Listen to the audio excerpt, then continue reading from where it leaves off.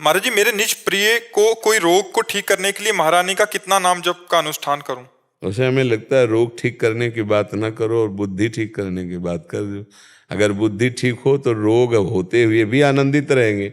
अगर बुद्धि ठीक नहीं तो रोग नहीं है फिर भी परेशान है। नहीं परेशान, काम क्रोध लोभ मोह मद मत्सर सब परेशान किए। तो हमें लगता है भजन का प्रयोग सही जगह करो कि हे भगवान इनकी बुद्धि शुद्ध हो जाए, रोग होते हुए कष्ट सहने की सामर्थ्य आ जाए, तो वो पाप का जो कर्म था रोग वो नष्ट हो जाएगा, बुद्धि शुद्ध हो गई, भजन करेंगे भगवान को प्राप्त हो जाएंगे।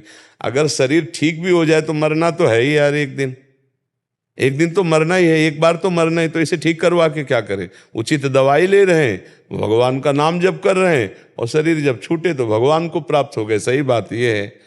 अब कितने पाप का फल उस जीवन में प्रकट हुआ है, किस रूप में, वो तो समझ में आएगा नहीं, क्योंकि वो तो भगवान ही जानते हैं कि कितना पाप लंबा है। और उसके लिए उतना हम भजन करें और उसको दें और वो ठीक हो, कुछ दिन बाद मर जाए तो हमारा सब बेकार हो गया। तो हम भजन करें, उसकी बुद्धि शुद्ध हो जाए, वो भगवान को प्राप्त हो, सदा सदा के लिए भवरोग रहित हो जाए।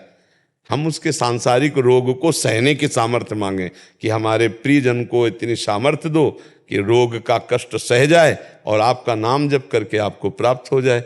मुझे ये उत्तम लगता है, ऐसा विचार मांगना चाहिए। जो कल नष्ट ही हो जाने वाला है उसके लिए भजन का प्रयोग हम क्यों करें? अगर ऐसा होता तो साधु महात्मा अपने सारे रोग ठीक कर लेते, लेकिन उन्होंने भजन का फल, देखो कितने बड़े महापुरुष हैं, शरीर को कष्ट में इतना पीड़ा दी जा रही कि तपते हुए तवे पे, लाल तवा हो रहा है, उस पे गुरु अर्जन देव जी को बैठाला गया और ऊपर से तप्त बालू डाली जा रही है, फिर भी वाहे गुरु वाहे गुरु वाहे गुरु। वो इसका प्रयोग इसके लिए नहीं कह रहे कि ये तप्त बालू डालने वाले नष्ट हो जाए, नहीं नहीं, वो वाहे गुरु वाहे गुरु। उनसे आकर के किसी फकीर ने कहा, जो उनके प्रिय मित्र थे, वो बहुत बलशाली थे, शक्तिवान थे, उन्होंने कहा मैं अपने शक्तियों से इनको, उनका नहीं नहीं, गुरु का किया हुआ, वाहे गुरु का किया हुआ विधान बहुत मीठा लगता है, बहुत मधुर है, नहीं नहीं, किसी को कष्ट नहीं दे।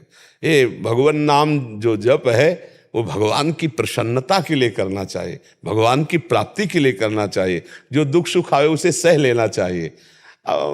समझ नहीं पाते, ब्रह्मास्त्र का प्रयोग मच्छर मारने के लिए काहे को करें?